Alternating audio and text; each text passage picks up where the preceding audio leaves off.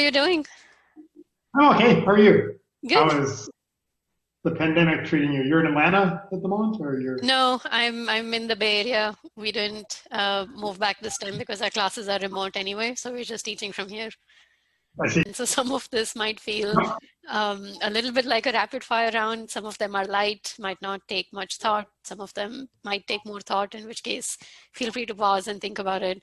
If you want to skip a question, let me know. In general, if you can sort of err on the side of being open, transparent, vulnerable, I think that will be good. Okay. Yeah. I will give it a shot. All right. Great. Yeah. All right. Here we go. Yeah. So my first question is, what were you doing just before this call? Just before this call, I went to make my second cappuccino of the afternoon. I have a New Year's resolution of no more than 2 cappuccinos per part of the day. I see. I get to decide how many parts the day has, depending on the day. And then I went and grabbed a little snack too. I see. Yeah. Yeah. And what is your daily routine like? Depends a lot on what day it is. So Mondays and Fridays, I generally do currently virtual pair programming with my colleague Sanjay Gamawat and a few other people that were working on a project for building sort of large-scale machine learning infrastructure systems. And then other days are more mixed. I have like different kinds of meetings. I'm currently leading Google Research and Google Health, so I have meetings related to, project reviews of things going on there, or work time to deal with email, to write code myself, things like that. So yeah, it's a mix of things. And what is usually the favorite part of your day? I like the making cappuccino part. Yeah, not the actual drinking of it, but the making of it. Drinking of it is good. No, I mean, I think I like all of it. It's all different. So it's hard to pick one favorite thing over another. Yeah. A good mix of things. And what tends to be the least favorite part? I think really large meetings where the material presented is going a little slowly, like where it could have been sent out as something everyone could skim, and then we could have a discussion instead of going through it in detail, or things that I feel could sometimes be better. Oh, yeah. What one chore do you dislike the most, and why is that? What? Show? What one chore, like dishes or laundry or, yeah. I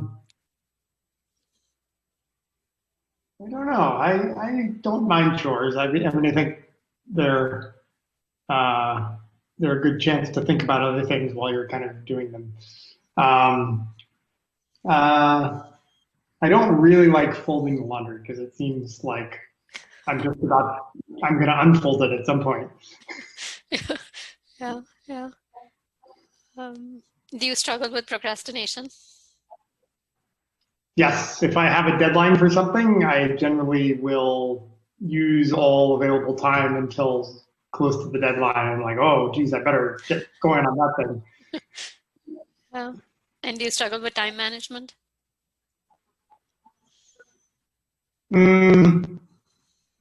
Not as much, I think. I mean, I think I have a pretty good sense of where I should spend time in large chunks, and fitting in lots of other little things when I have spare moments is something that I don't think about too much, but I feel like I'm sort of okay at it.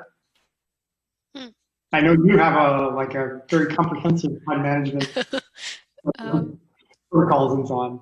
Yeah, that is a system. It's naturally just evolved into what it is, but it's worked well for me. Yeah. Do you set an alarm in the morning? I do. Do you hit snooze often?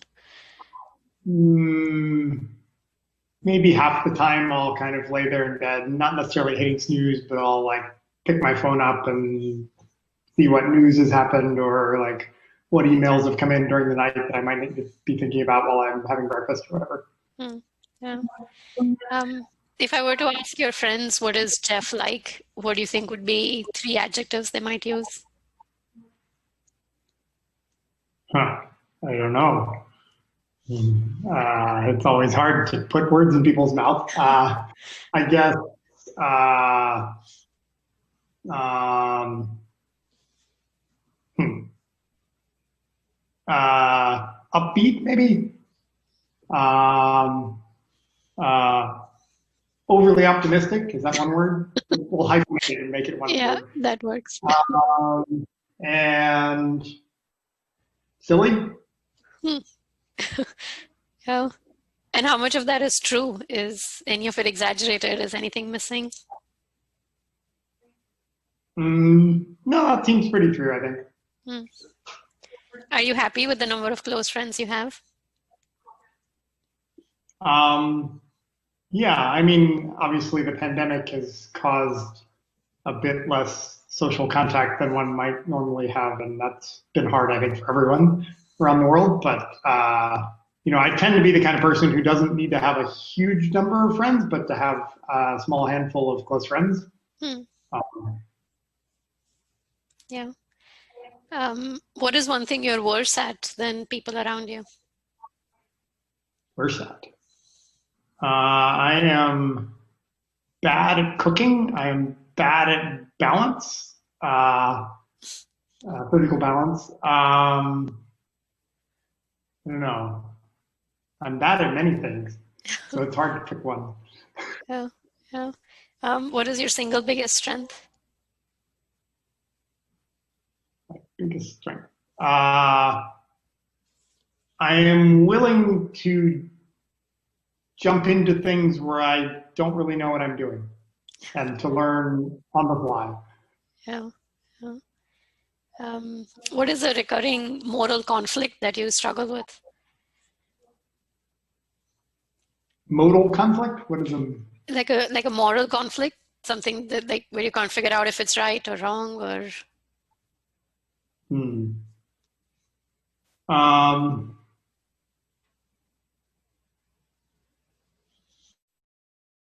I don't know. I usually have pretty strong opinions that I don't feel indecisive usually. hmm, I see. Um, is there a specific instance where you distinctly recall feeling privileged?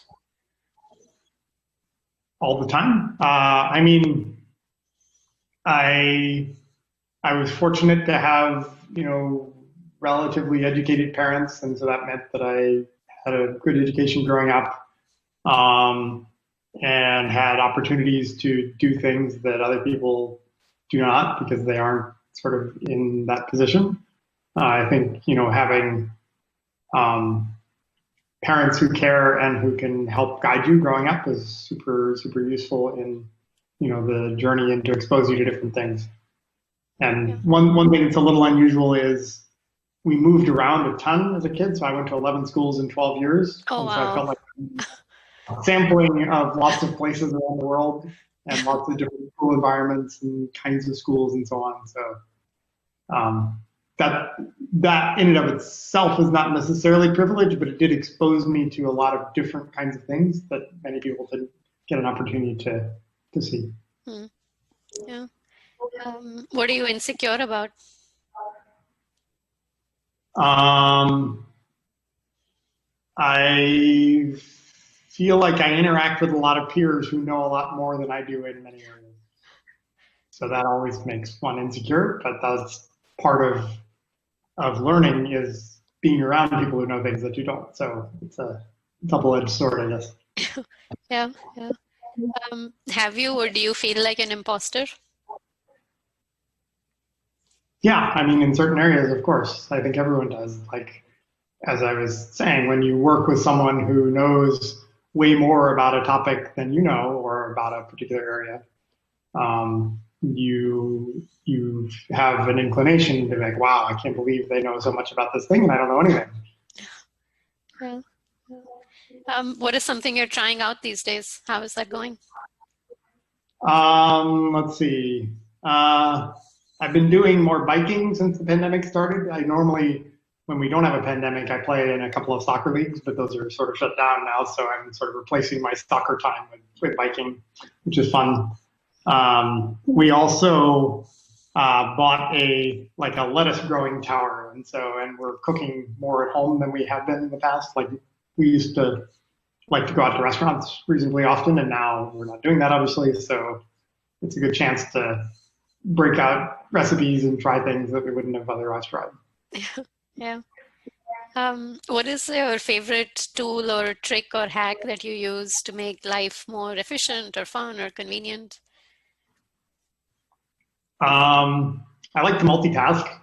Hmm. So I often will, well, here's a slightly embarrassing but good example. So I will often have a print news magazine like The Economist or something sitting on the bathroom counter while I'm flossing my teeth. And I will have the music on. And then in order to stretch, I will loop the floss under my hamstring and floss that way. Wow. I see you were serious about the multitasking. Oh. Yeah. Wow. So my question was, what do you tend to think about when you're not intentionally trying to think about something? I mean, I think as I go throughout the day, I'll sometimes have, a particular issue or problem or thing that I'm trying to figure out how to solve, and I'll just kind of think about that as I'm, doing something else, going for a run or biking or cutting up cucumbers or whatever, and thinking about something. You got to be careful not to cut your fingers off as you're thinking too much. Yeah, yeah. What is something surprising about you that you think the rest of us might not guess? Well, I mentioned going to 11 schools in 12 years. I lived in rural northwestern Uganda when I was 5 for a year. And I lived in Somalia for 6 months when I was 13. So those are, people probably would not guess that. My first paying job was playing in a Renaissance string quartet. Oh, wow. Well, yeah. Yeah, we were a bunch of middle school kids and the sort of orchestra teacher, and we formed a little quartet, some of us, and we would play at weddings for people who were trying to do weddings on the cheap. We were not very good, but we were young and cute, so it sort of worked. Yeah. What is something about the world that surprises you? I think one thing I've learned in traveling around and living in different places is that you can always find amazing things about any place. Like, not everything about a particular place is perfect, but you can always find that there's something about any place that is unique and different and you really enjoy. Yeah. What is something recent that happened that was unexpected, like in the last few weeks or so? Yeah. Well, there's a lot going on in the world. I would say something unusual. I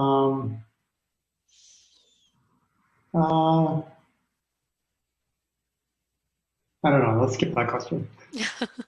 Right. What is one way in which you wish your life was different? I don't know. I like my life as it is. I kind of wish if I could go back, I would have taken a different set of classes in some cases, or things like that. I wish I knew more about genetics, for example, because when I was in school, there wasn't as much information about genomes and genetic sequencing, all this kind of stuff. And I sort of dabbled and skimmed textbooks and other kinds of books on the side, but it's not quite the same as having a sort of deep educational background in it. And I think, that kind of thing is pretty interesting. Yeah. What is something you're looking forward to in the near term, like in the next few days or next week or so? Let's see. Friday, I will continue my pair programming work with my colleague. that's fun. We have a good set of problems to work on. Saturday, I'll go on a bike ride, hopefully, if it's not too smoky from the California wildfires. That'll be nice. Yeah. Yeah. Do you think you're... I remembered another thing. Tomorrow night, we're having a virtual Zoom party with some friends where everyone who's been invited has been assigned one of the propositions on the California election ballot to like research and then give an overview of the pros and cons or a neutral view of the ballot, of the proposition. Wow. Wow. Yeah, that sounds very useful. A dinner party with homework. Yeah. Do you think you're average, above average, or below average happy relative to people around you? Probably above average, I think. Yeah. It goes back to your friends thinking you're upbeat. Yeah. When was the last time you danced? I danced. Let's see. So I don't dance very much. I'm actually pretty terrible at dancing. But my older daughter came back to live with us for about 4 months during the pandemic. And I think she was supposed to be going to some sort of prom event at her college or university, and they, obviously canceled it. And so we decided we would have a pandemic prom at our house. That sounds nice. We got all dressed up. It was the last time I wore pants, I think. What is your most recent dream that you remember? Most recent dream. I don't remember very many of my dreams, but I remember one maybe a month ago, and I told my wife in the morning that the dream was she was forcing me to try some sort of bizarre Mexican-French hybrid food that was like a quesadilla with like some sort of Frenchy inside. I really didn't want to because I wanted to order something else, but she forced me to try it. And I told her it wasn't good at the end. Yeah, you kind of already answered this, but I don't know if you want to add more to it. Are you more optimistic than people around you or more pessimistic? I think I'm optimistic because I can, usually look at most situations and find some positive aspect of it, even if the overall sentiment of the situation is not so great. It's a good skill to have sometimes, but sometimes you're maybe like seeing positive things where they don't actually exist, so maybe not so great all the time. Yeah. Do you think there is a point to life, to our existence? I think the point to life is what you make of it. Yeah. What do you struggle with in life?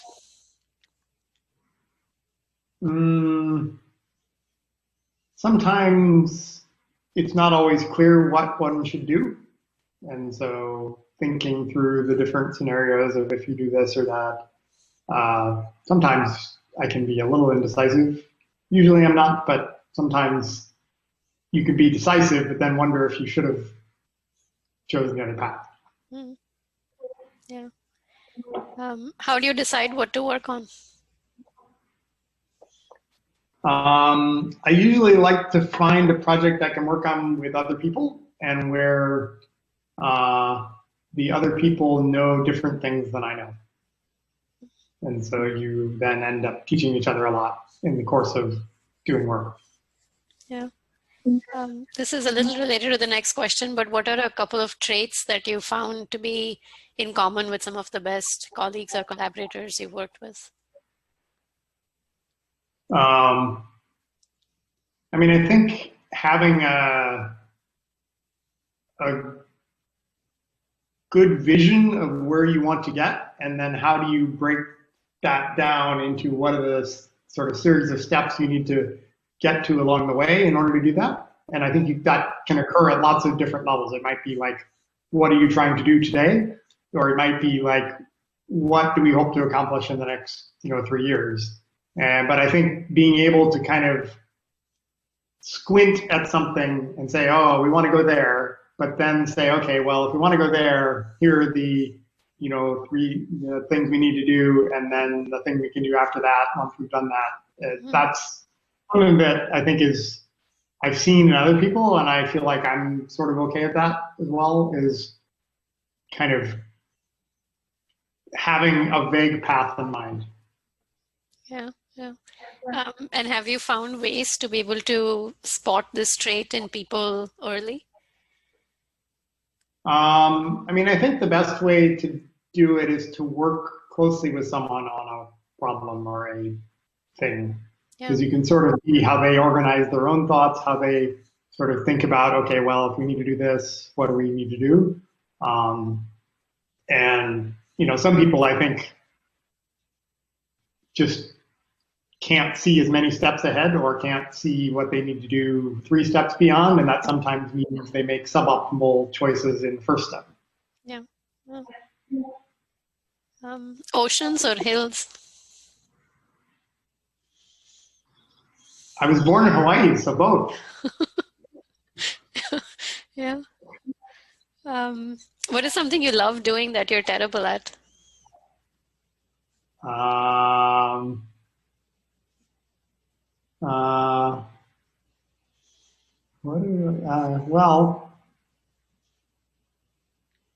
I love kind of to hum or sing. I'm pretty good at whistling, but I can't hum or sing at all.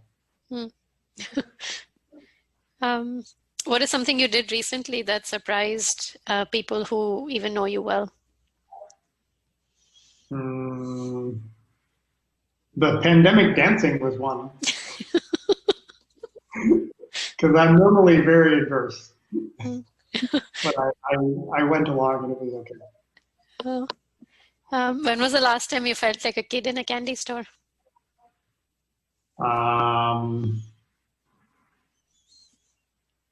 Almost every day. Yeah, that sounds nice. What is something you didn't like at the time, but now you're glad it happened?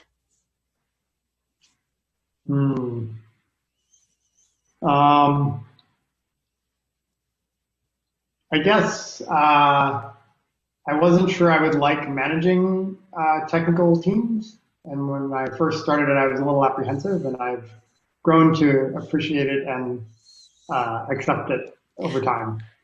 Yeah. What do you easily get nostalgic about?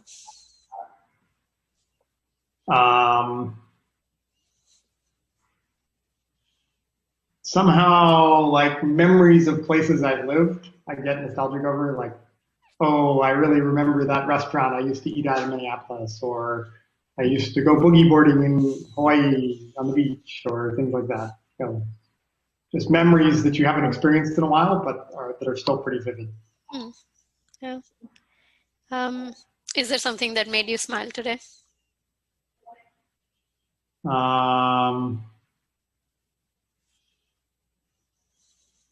Yeah, I did a chat with a bunch of people in Los Angeles, and it was moderated by someone who is in Los Angeles, and they said something, and it made me smile.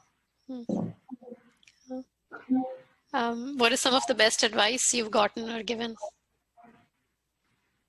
One